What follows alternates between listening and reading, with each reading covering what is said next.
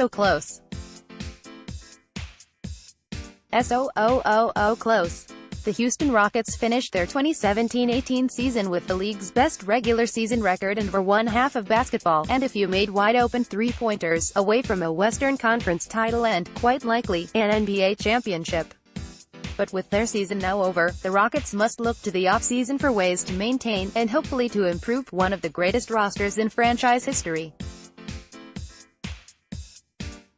The Houston Rockets currently have the following player salary commitments, cap holds and salary cap exceptions available for the 2018-19 season, assuming that the league's current projection of a $101 million salary cap is accurate. Player salary commitments: James Harden, $30.42 million, Brian Anderson, $20.42 million, Eric Gordon, $13.5 cap holds, Chris Paul, $35.35 million, Rockets hold full bird rights, Trevor Ariza, $14.1 million, Rockets hold full bird rights, Clint Capella, restricted free agent, $7 million, Rockets hold full bird rights and a right of first refusal, Tariq Black, $3.95 million, Rockets have only non-bird rights, Luke Mbah $1.5 million, Rockets have only non-bird rights, Gerald Green, $1.5 million, Rockets have only non-bird rights, Joe Johnson, $1.5 million, Rockets have only non-bird rights, and Markel Brown, potential restricted free agent, about $830,000 coming off a two-way contract.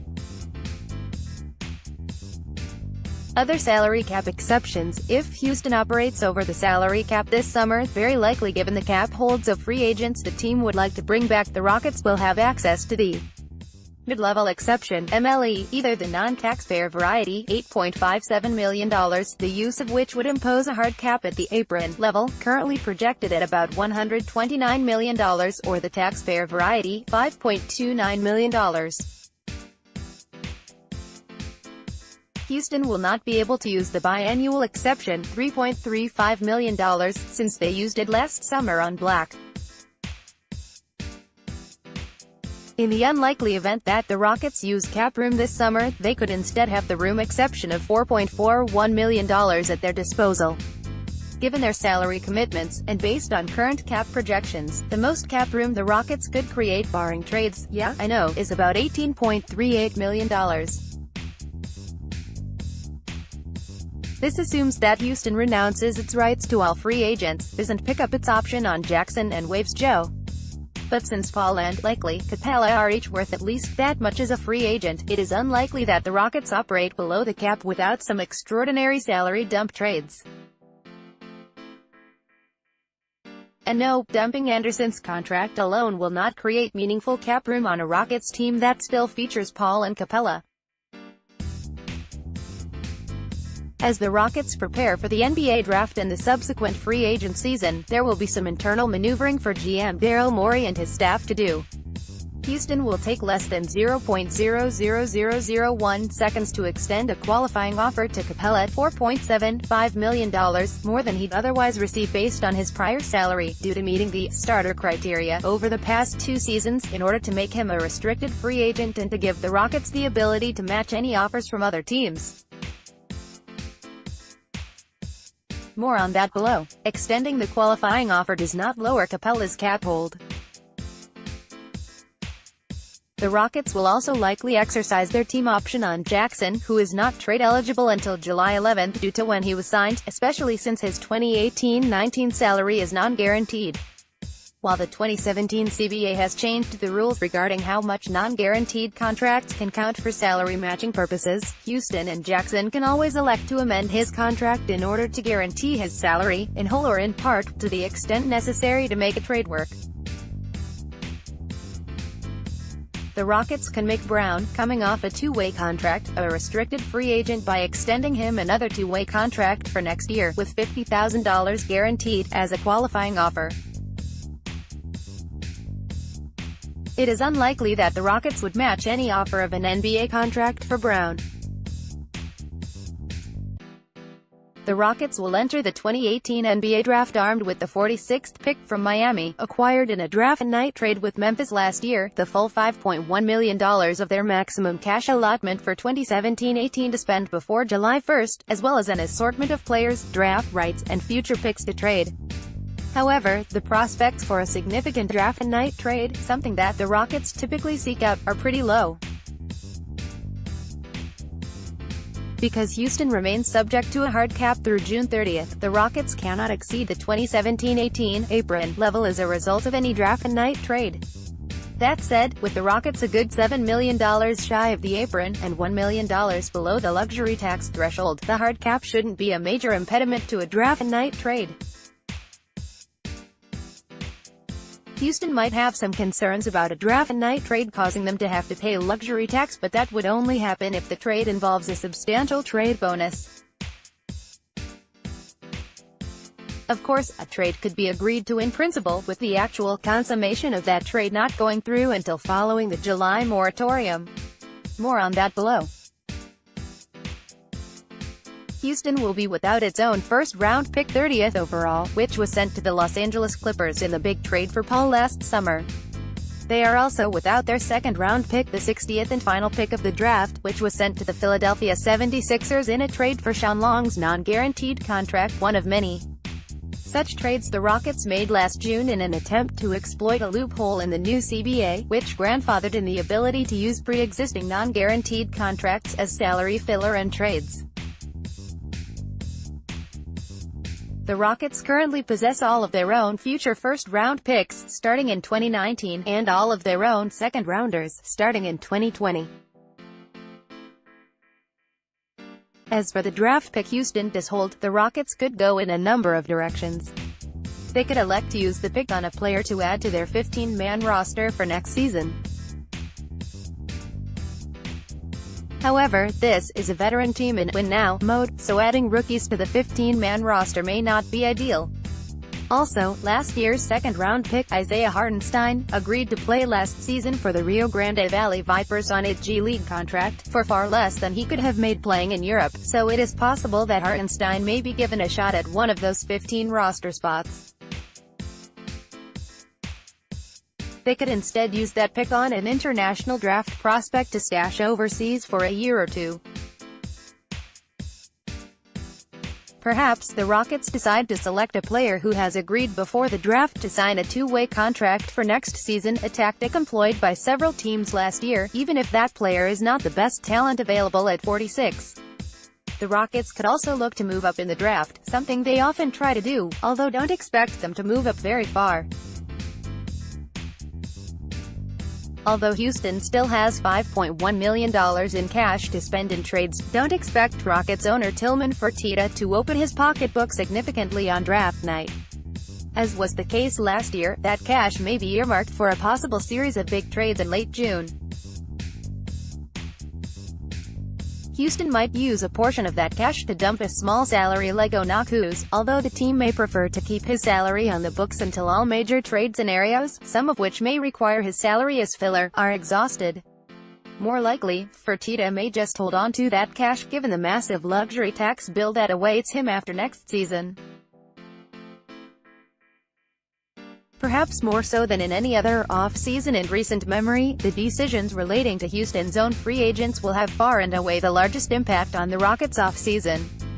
Chris Paul, when Paul chose to exercise his $24.6 million player option last summer in order to facilitate his move to the Rockets, he turned down the chance to make as much as 4 years, $149 million as a free agent, or possibly as much as 5 years, $201 million with the Clippers.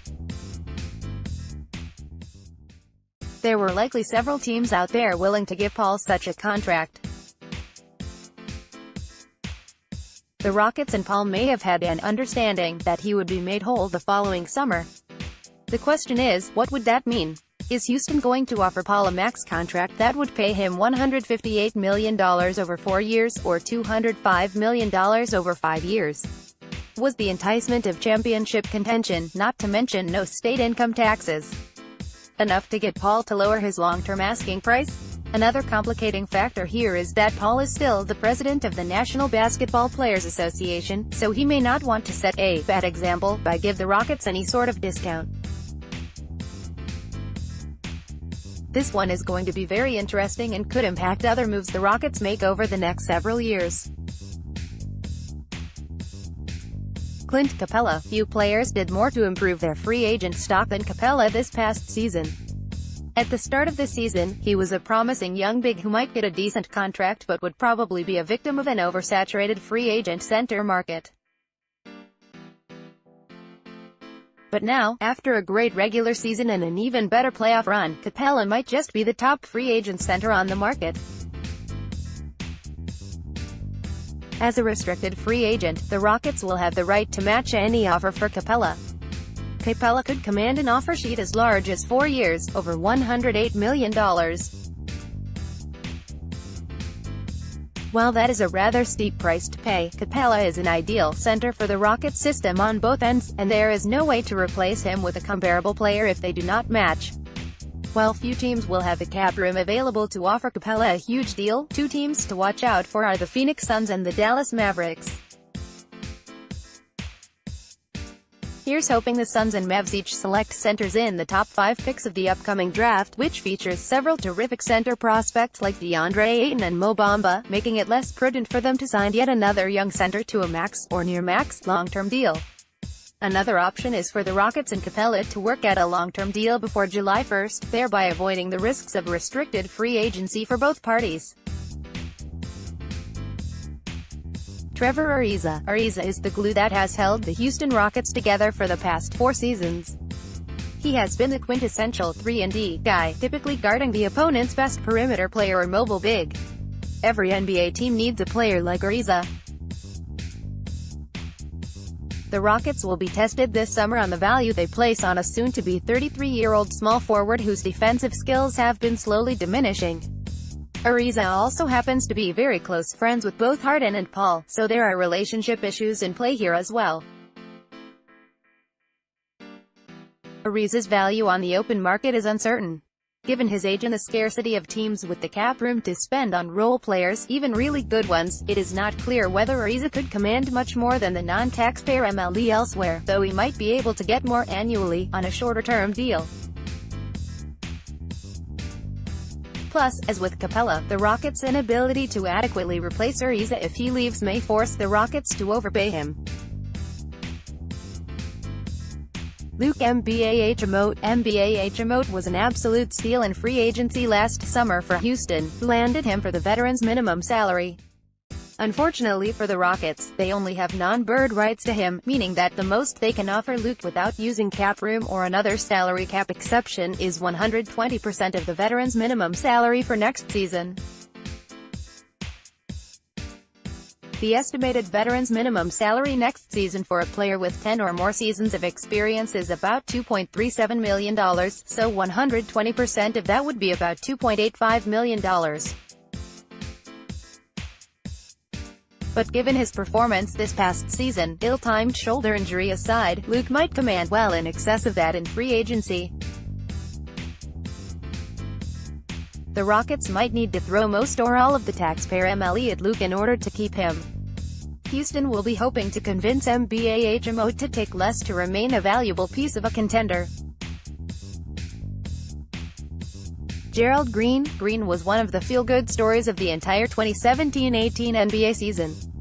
Mere days away from retiring after sitting on a couch for several weeks. I'm guessing he did other stuff, but they only seem to report about his couch-related activities. Green went quickly from emergency wing depth to rotation player and eventually to invaluable 7th man in the Western Conference Finals. A proud Houston native, as evidenced by his pre-game attire and his fantastic hairdos, Green was one of the fan favorites this season.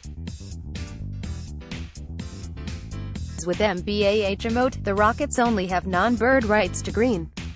However, given his issues with defensive consistency, something that has plagued him his entire career, it is unlikely that Green will have the same market that NBA Achamote will in free agency. While the Rockets will likely try to bring Green back, they may balk at offering more than the veteran's minimum. On the subject of offering veterans minimum deals, Houston will be hesitant to offer 2-year deals, since the league will pick up the amount above the 2-year vet minimum salary, estimated at $1.5 million, on 1-year deals only. That difference paid by the league is also excluded for salary cap and luxury tax purposes, so the relative value of a one-year deal is greatly magnified when facing an enormous tax bill. Joe Johnson. Johnson was added late in the regular season after being bought out of the last year of his prior contract. Expected to provide valuable bench scoring, Johnson was rather disappointing in his stint with the Rockets. ISO Joe was simply too slow to effectively run the switch-everything defense that propelled Houston to the Western Conference Finals. Just like with both NBA HMO and Green, the Rockets only have non-bird rights for Johnson. If he is brought back at all, it is unlikely he will be offered more than a one-year veteran's minimum deal. Tariq Black had a disappointing season in Houston. There were flashes of the defensive fundamentals that had allowed him to stick in the NBA, but Black was far too foul-prone whenever he got extended minutes. Between his overall performance and Houston's glut of backup centers on the roster, it is unlikely Black will be on the Rockets next season. However, that doesn't necessarily mean that the Rockets will not re-sign him. While Houston only has non-bird rights to Black, his decent-sized prior salary make him an intriguing sign-and-trade candidate if the Rockets need salary filler in trades. Black could be resigned to a 3-year deal, only the first year of which must be guaranteed, starting as high as $3.95 million. That could be the difference in accomplishing a major blockbuster trade. Markel Brown. As noted above, it is unlikely that Brown will return on an NBA contract. He remains a possibility to return on a two-way contract, although it seems more likely that the Rockets will explore other options for that two-way roster spot. Sergio Llull. You had to know I'd drop a Llull reference at some point during this thing, didn't you? While not technically a free agent, since the Rockets hold his exclusive NBA rights, Llull, a 6'3" combo guard and the 2017 EuroLeague MVP, remains an intriguing internal option in the Rockets' long-term roster-building plans. Llull's team, Real Madrid, just won yet another EuroLeague title recently, and he has nothing left to prove playing in the world's second-best basketball league.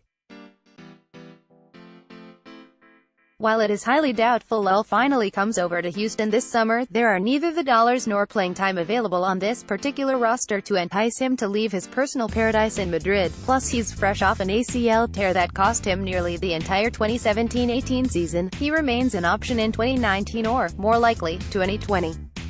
In the alternative, Llull's draft rights probably still have trade value, perhaps being worth about a high second-rounder, and may need to be surrendered in one of the Rockets' bigger moves this summer. In his end-of-season press conference the other day, Morey noted, "We're going to have the pick of the free agents out there, whether they be the high-end ones or whether they be the Luke Mbah HMOs and Gerald Greens of this year." When pressed to explain how adding a high-end free agent would be possible in light of his declaration that the Rockets hope to bring back all their own key free agents, Morey played coy and jokingly referenced new math that would make it happen. Well, let's take a look at that new math. With little, and most likely no, salary cap room available, and with any sign and trade of a free agent to Houston imposing a hard cap that would make it difficult to keep the team's core together, it seems that the most plausible way of adding a high-end free agent is for the Rockets to acquire that player via trade before he ever even becomes a free agent.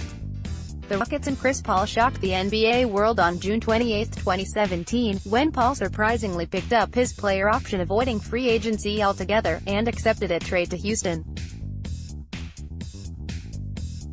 This opt-in and trade avenue now seems much more obvious in hindsight. Let's take a quick look at a couple of high-end players who can either hit unrestricted free agency this summer or pick up the player option on their existing contract: LeBron James and Paul George. The Rockets would do just about anything to acquire the world's greatest basketball player. Even as he is playing in his 8th consecutive NBA Finals, and 4th consecutive Finals with the Cleveland Cavaliers, there is a very real concern in Cleveland that LeBron will lead the Cavs again this summer. If he picks Houston as his preferred destination, Morey and the Rockets will move mountains to try to make it happen. The last time LeBron left Cleveland, in 2010, when he embarrassed himself and the entire city of Cleveland on an ill-advised televised special, the Cavs nevertheless agreed to sign and trade him to Miami in order to salvage something from the loss of their star. The Rockets will be hoping the Cavs are similarly inclined this time around, especially after LeBron brought a championship to Cleveland during his latest stint with them. Interestingly, based on current cap projections, LeBron can actually make slightly more in 2018-19 by opting into the final year of his deal with the Cavs, at $35.61 million, than the largest starting salary he could get in free agency, $35.35 million. Any trade for LeBron will need to include Anderson or Gordon, possibly both. For those trying to add up salaries, the Rockets will need to send out at least $26,548,568 if they consummate a trade prior to July 1, or at least $28,406,375 if they make a trade after July 1. If Anderson is not included, then any trade will need to include Gordon, Tucker and a whole bunch of smaller salaries. If Anderson is included, he, along with potentially significant assets, may need to be sent to a third team. Gordon could possibly headline the package going to the Cavs. Further complicating matters is that Cleveland recently traded for George Hill and Jordan Clarkson, two guards with large 2018-19 salaries, making Gordon less enticing as a player asset. Cavs team salary is so high that they'll be well over the salary cap even if LeBron walks for nothing, but they also will not want to pay a bunch of luxury tax for a LeBron-less team. The Rockets could possibly find yet another team to take on Gordon in exchange for less expensive assets that can be sent to Cleveland, but trades are much more likely to fall apart the more teams get added to the mix. For those into pipe dreams, there is a scenario in which the Rockets could trade Anderson, Nene and non-rotation players, possibly including a signed and traded Derrick Black for LeBron, without having to give up any of Houston's key rotation pieces. But the amount of future draft assets it would take to pull off such a trade is nearly unfathomable. Without fathom, getting all the stars to align to bring LeBron to Houston will be an extremely difficult task, one that is not very likely, despite what the Vegas odds makers may speculate. But that won't stop the Rockets from trying like hell to make it happen. While not quite the caliber of superstar that LeBron is, George represents the ideal wing to play alongside Harden and Paul, a souped-up combination of Gordon's offense and Ariza's defense.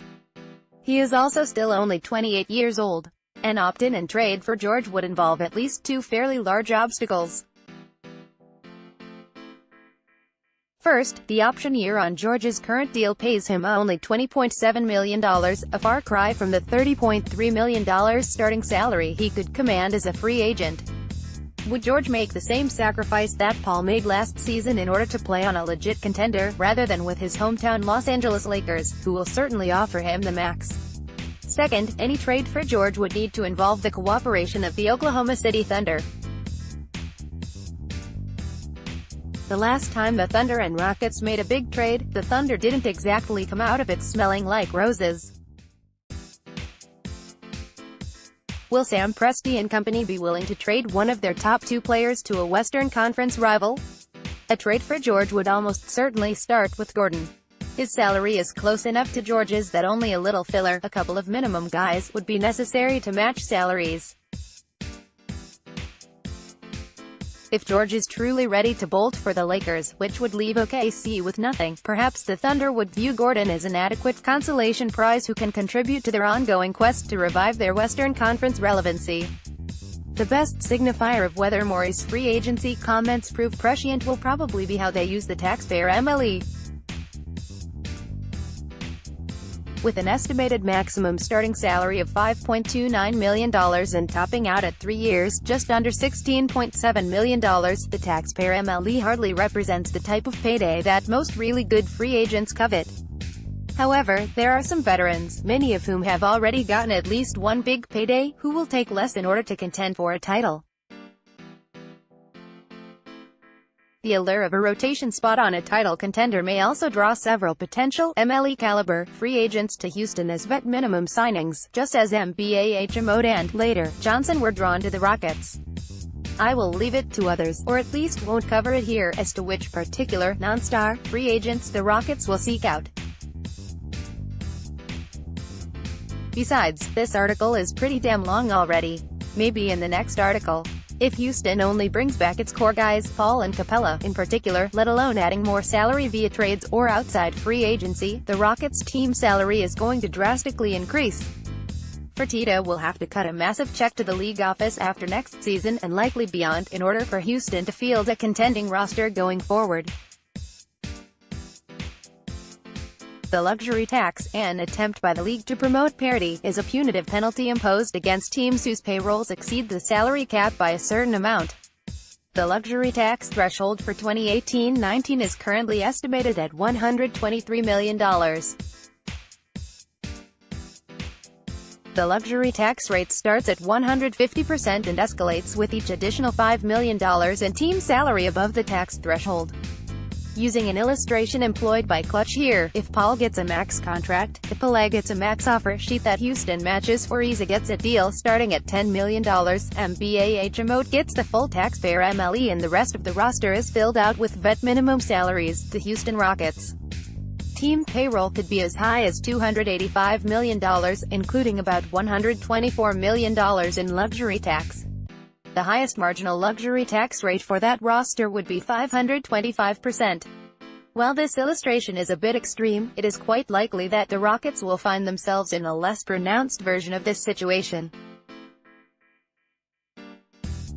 It is also why, absent a major trade that requires significant matching salary, Houston may look to dump Anderson's salary this summer, even if it costs the team some significant assets to do so. The Rockets may have to use most or all of their 2018-19 cash allotment, an estimated $5.2 million, as part of such a salary dump. That cash could instead be employed to a lesser extent to dump some smaller salaries, such as Onaku's. Another option for the Rockets is to waive Anderson and stretch his salary over several seasons, but this is a very unpalatable option and should be explored only as a last resort. If Anderson is waived and his salary stretched prior to September 1, his salary would be a dead cap hit of approximately $8.34 million for each of the next 5 seasons. While such a move would save Fertitta a lot of money over the next 2 seasons, it could have extremely negative consequences for the team once this roster is ready to be turned over and cap room is needed. Even if Anderson agrees to a buyout, or even with the potential for set-off, if Anderson signs with another team in the next 2 years, that dead cap hit is unlikely to be reduced by much. It would be foolish to expect Anderson to give back much money in a buyout arrangement, and it would be surprising if he received a very lucrative contract from another team in a bad free agent market this summer. Regardless of what the Rockets do next season to mitigate their luxury tax woes, they will likely need to do something before or during the 2019-20 season, when Harden's designated veteran player extension, signed last summer, finally kicks in. Next summer, Harden's salary will soar to $37.8 million, causing Houston's luxury tax bill to skyrocket, pun very much intended. It could be worse, though. Fortunately, by avoiding the luxury tax in 2017-18, the Rockets would not be subject to the repeater tax, an additional 100% tax on top of each marginal luxury tax bracket, until the